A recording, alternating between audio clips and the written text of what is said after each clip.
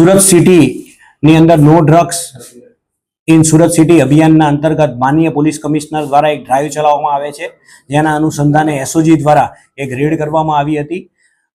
એમાં અમારી જોડે એવી એક ચોક્કસ માહિતી હતી કે અડાજણના હની પાર્કની બાજુમાં આવેલ સાંઈરામ રો હાઉસની અંદર રહેતા આગમ ઉત્તમ પટેલ કરીને એક છોકરો છે, જેણે સૌરવ કરીને એક છોકરો છે, સૌરવ ચૌહાણ, એની પાસે હાઇબ્રિડ ગાંજો મંગાવેલો હતો. એ માહિતીના આધારે ગઈકાલે અમે એને એસઓજીની ટીમ દ્વારા પકડી લેવામાં આવ્યો હતો. એની જોડેથી 374 ગ્રામ યાની કે 13,09,000નો મુદ્દામાલ, એક એક્સેસ મોબાઈલ ફોન, વજન કાંટો, આવું બધું બરામદ કરવામાં આવ્યું હતું. એના સિવાય એની જોડે વધુ પૂછપરછ કરતા એવી પણ માહિતી મળી હતી કે રિષભ કરીને વેસુમાં એ નંદનવન 2ની અંદર એક છોકરો રહે છે, એ જ આ લોકોને બધાને છોકરાઓને રાખી અને જે લોકોને આવા ગાંજાની કે કંઈ પણ જરૂરિયાત હોય ત્યાં આ સપ્લાય કરતો હતો. એમના આરોપી રિષભ મહનોત કરીને જે છે એ નંદનવન 2 વેસુ ખાતે રહે છે અને એ જ આ જે અત્યારે આપણે જે સૌરવ નરેશકુમાર ચૌહાણને જે પકડ્યો છે એ એના ઘરે જ રહેતો હતો અને ત્યાંથી જ ડિલિવરી થતી હતી. આ જે રિષભ છે એના મોબાઈલની એની અમે તપાસ કરી આ સૌરવના મોબાઈલમાંથી, તો એની અંદરથી થાઈલેન્ડના મોબાઈલ નંબર મળી આવ્યા છે અને એ થાઈલેન્ડથી જ આ પાર્સલ દ્વારા આ હાઇબ્રિડ ગાંજો મંગાવી અહીંયા બધાને વેચતો હતો. હાલના સંજોગોમાં જોઈએ તો એ લોકોની જોડેથી અમને લિસ્ટ ને એવું મળ્યું છે કે એમાં ટીનેજર્સનો આ હાઇબ્રિડ ગાંજાનો ઉપયોગ કરે છે.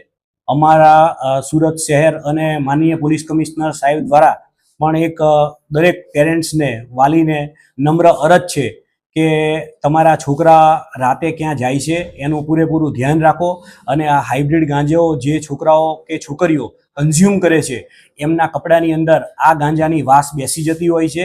તો જ્યારે સવારમાં આ કપડાને ધોવા મૂકો ત્યારે તમે એટલીસ્ટ ખાલી એ કપડાને ચેક પણ કરો.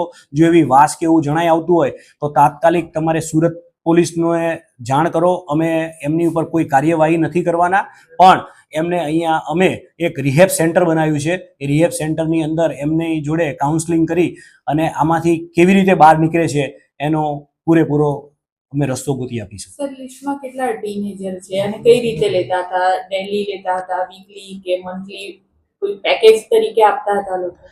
આ લોકોના જે નંબર અને એ છે એની અત્યારે હાલ અમે તપાસ કરીએ છીએ.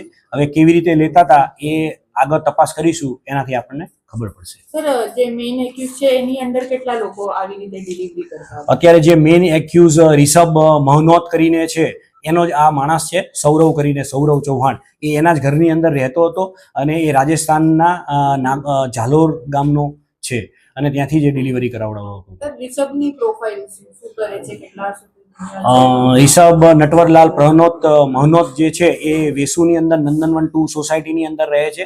કાલે એસઓજી પોલીસ દ્વારા એના ઘરે પણ તપાસ કરવામાં આવી હતી, એ ત્યાં ઘરે મળી આવેલ નથી. હવે એની તપાસ કરી આગળની એ શું કરતો હતો.